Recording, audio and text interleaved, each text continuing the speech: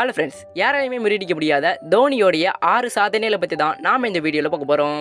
இந்த வீடியோ உங்களுக்கு பிடிச்சிருந்தா லைக் பண்ணுங்கள். அப்படியே நம்ம தமிழ் அண்ட் ஃபேக்ட்ஸ் சேனலையும் சப்ஸ்கிரைப் பண்ணுங்கள்.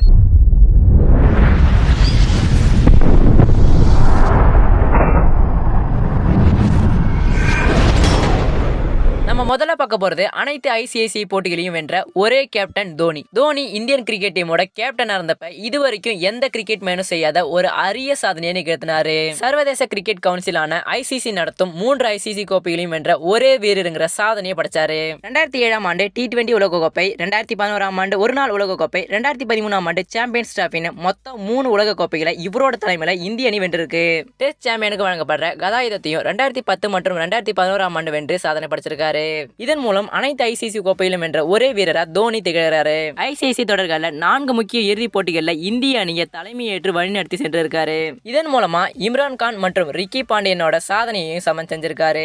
அடுத்தது மின்னல் வேக ஸ்டம்பிங். தோனியோடைய ஸ்டம்பிங் பத்தி நம்ம எல்லாருக்குமே தெரியும். எவ்வளவு பெரிய ஆளா இருந்தாலும் கண்ணிமிக்கிற நேரத்துல ஸ்டம்பிங் பண்ணி அவங்களை ஈஸியா தொகடிச்சிருவாரு. அப்படிதான் 2018 ஆண்டு நடைபெற்ற மேற்கிந்திய தீவுகளுக்கு எதிரான ஒரு நாள் போட்டியில கீமோட பாலியை 0.08 செகண்ட்லயே ஸ்டம்பிங் பண்ணி தொகடிச்சிருப்பாரு. இதுக்கு முன்னாடியே 0.09 செகண்ட்லயே ஸ்டம்பிங் பண்ணி மின்னல் வேக ஸ்டம்பிங்கான உலக சாதனையை படைச்சிருந்தாரு. ஆனா இந்த தடவை 0.01 செகண்டுக்கு முன்னாடியே ஸ்டம்பிங் பண்ணி தன்னோட சாதனையை தானே முறியடிச்சிருக்காரு.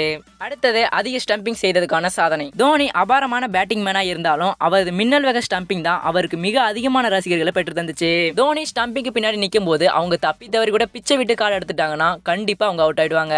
535 சர்வதேச போட்டிகளில் பங்கேற்ற தோனி 195 ஸ்டம்பிங் செஞ்சு சாதனை படைச்சிருக்காரு.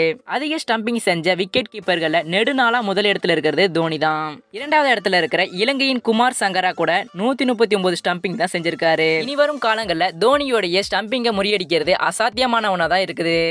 அடுத்தது ஐசிசி தரவரிசையில சீக்கிரமா நம்பர் 1 இடத்த பிடிச்ச சாதனை. பொதுவா ஒரு நாள் போட்டி தரவரிசையில நம்பர் 1 இடத்த பிடிக்கிறது முதல் 3 இடத்துல இருக்கிறவங்களால மட்டும்தான் முடியும். ஆனா 2010 5 மற்றும் 7வது இடத்துல இருந்தே முதல் இடத்த பிடிச்சிருக்காரு தோனி. இந்த நம்பர் 1 இடத்த பிடிக்கிறதுக்கு தோனி எடுத்துக்கிட்ட போட்டிகள் வெறும் 42 போட்டிகள் தான். முதல்ல இந்த சாதனை ரிக்கி பாண்டியன் கிட்ட தான் இருந்தது. அந்த சாதனையை தகர்த்தெறிஞ்சிட்டு தோனி இந்த சாதனையை படிச்சிருக்காரு. தோனி நம்பர் 1 இடத்துல இருக்கும்போது கிரிக்கெட் ஜாம்பவனான சச்சின் டெண்டுல்கர் 4வது இடத்துல தான் இருந்திருக்காரு. அடுத்தது அதிக போட்டிகளில் இந்திய அணியை கேப்டனா வழிநடத்திய சாதனை. தோனியுடைய தலைமையில இந்திய அணி 60 டெஸ்ட் போட்டிகள், 200 ஒரு நாள் போட்டிகள் மற்றும் 72 T20 போட்டிகளில் பங்கேற்று இருக்கு. 2020 ஆண்டு இந்திய அணியிலிருந்து ஓய்வு பெற்ற தோனி மொத்தமா 332 போட்டிகளில் இந்திய அணியை வழிநடத்தி சென்றிருக்காரு. ஆஸ்திரேலியாவுடைய கேப்டனா இருந்த ரிக்கி பாண்டியன் கூட மொத்தமா 324 போட்டிகளில் தான் கேப்டனா இருந்திருக்காரு. ஆனா தோனி அவரோட சாதனையே தகர்த்தெறிஞ்சிட்டு கிரிக்கெட்ல யாராலுமே முறியடிக்க முடியாத ஒரு உலக சாதனையை படைச்சிருக்காரு.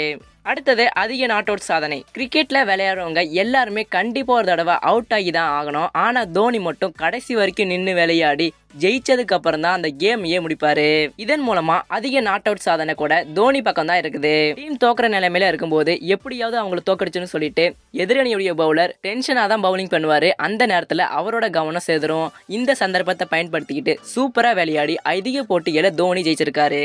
இதன் மூலமா 350 போட்டிகள்ல 84 தடவை அவுட் ஆகாம விளையாடி நாட் அவுட் சாதனையில முதல் இடத்துல இருக்காரு.